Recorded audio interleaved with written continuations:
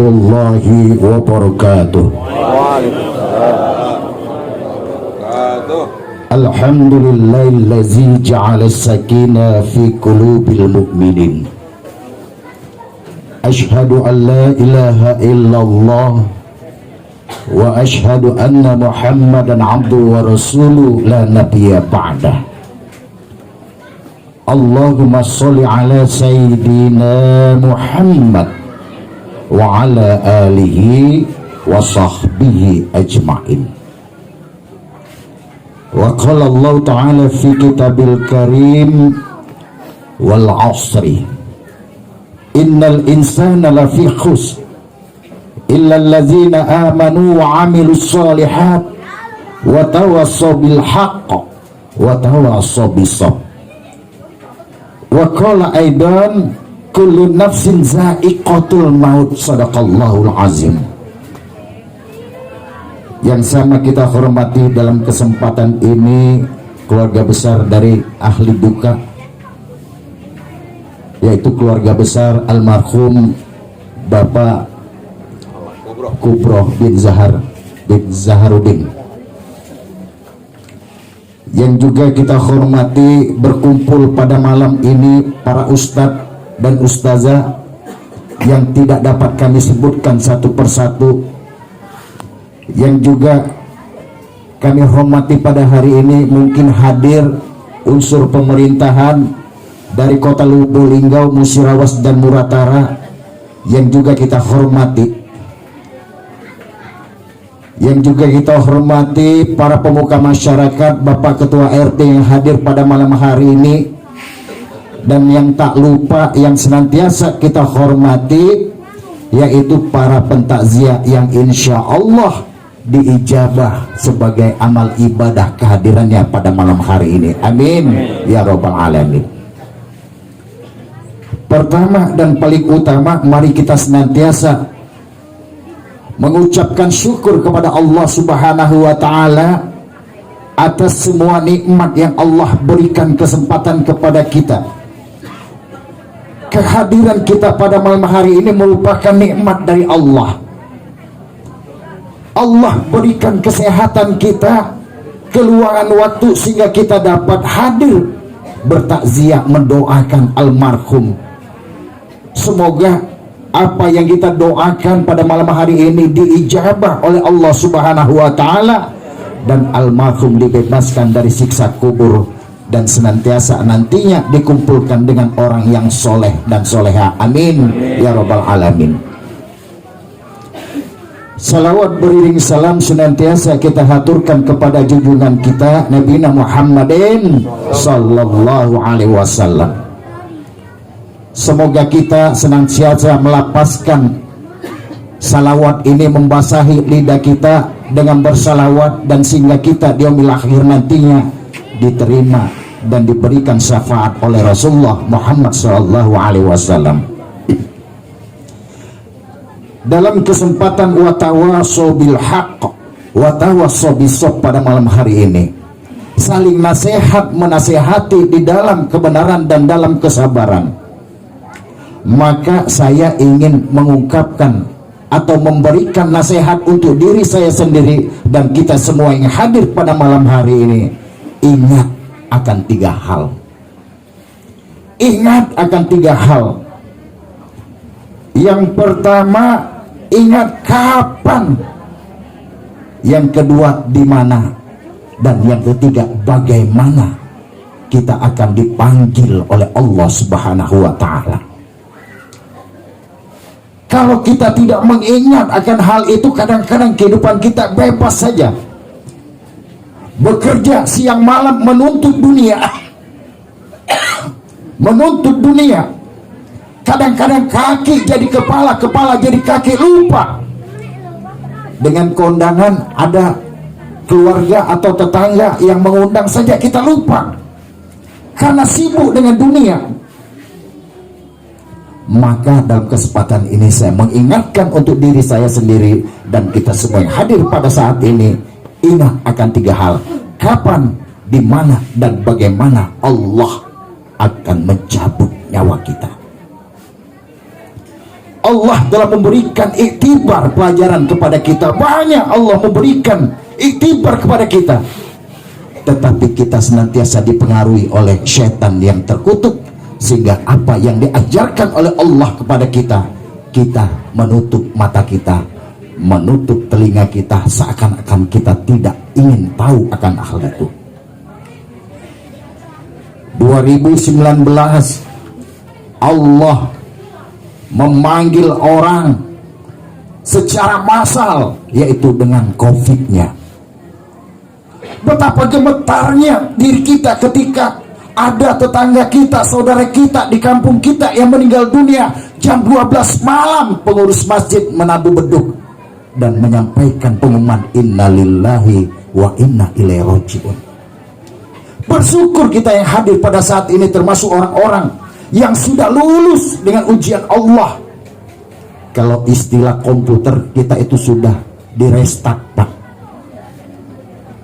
Dijauhkan virus-virus, sudah dihabiskan oleh Allah virus-virusnya. Tinggal Allah mempertanyakan, afala ta'qilun, apakah kalian tidak berpikir, kata Allah.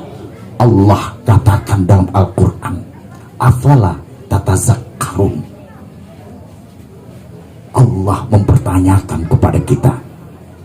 Maka dari itu, dalam rangka watawassaw bil haq watawassaw bis sabr, saya mengingatkan untuk diri saya sendiri dan kita semua yang hadir pada saat ini, kita sudah diberi gambaran oleh Allah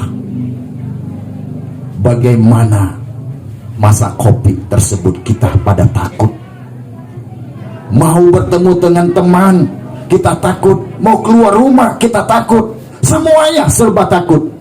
Setelah bebas dari COVID ini, Allah tinggal mempertanyakan kepada kita, apakah kalian tidak berpikir? Apakah kalian tidak bersyukur, kata Allah.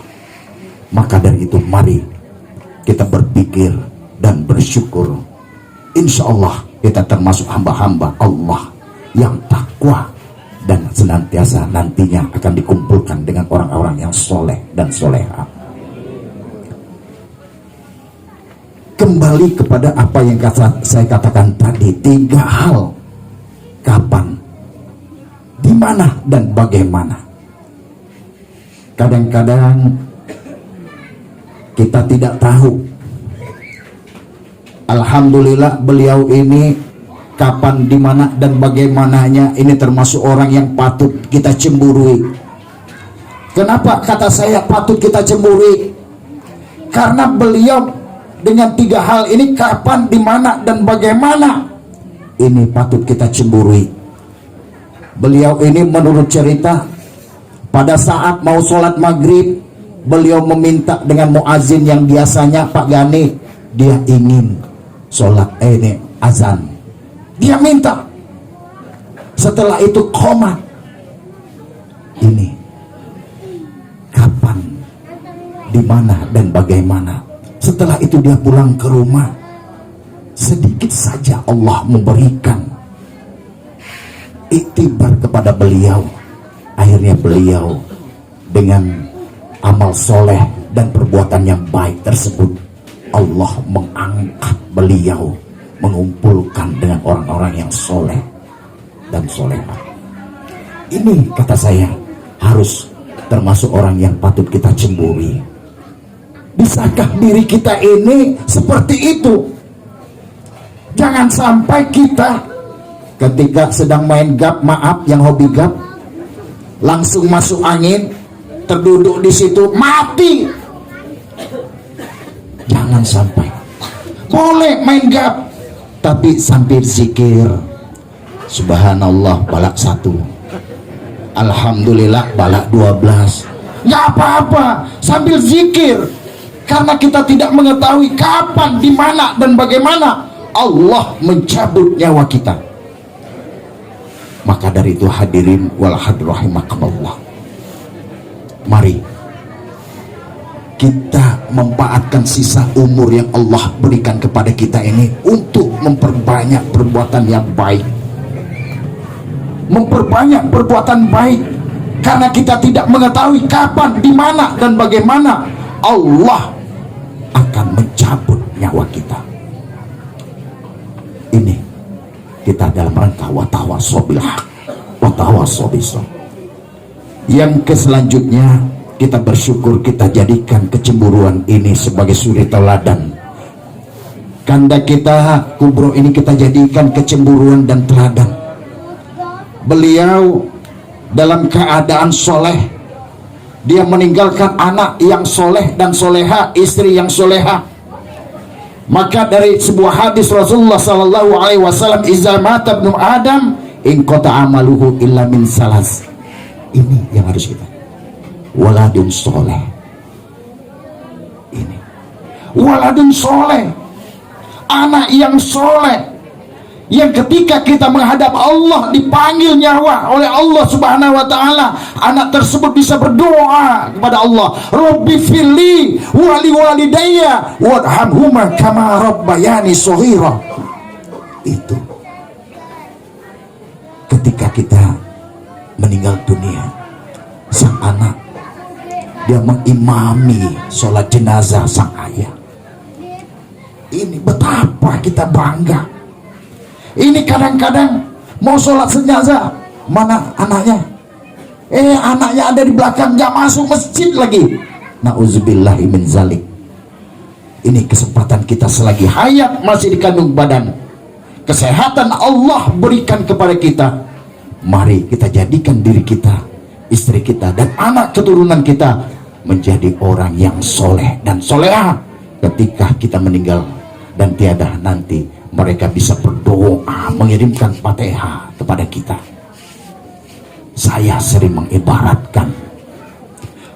mengibaratkan orang yang sudah meninggal dunia, ruhnya dikumpulkan di satu tempat.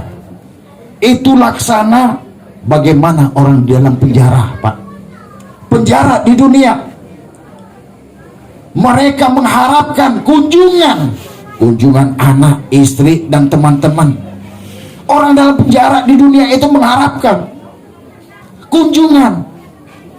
Kadang-kadang kunjungan itu dia mengharapkan kalau bisa bawa oleh-oleh, bawa rokok dan lain sebagainya. Itu mereka sangat senang sekali. Begitu juga di alam ruh.